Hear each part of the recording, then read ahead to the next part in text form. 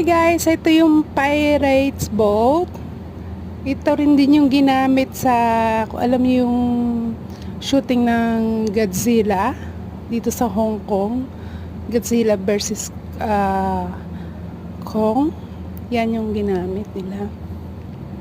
Yung labanan ng nila Godzilla at saka ni Kong at saka yung peki na Godzilla. Yan yung Pirates na napaka-cute. Cute siya guys. Pirates boats. Boats ng mga pirata. Ayan.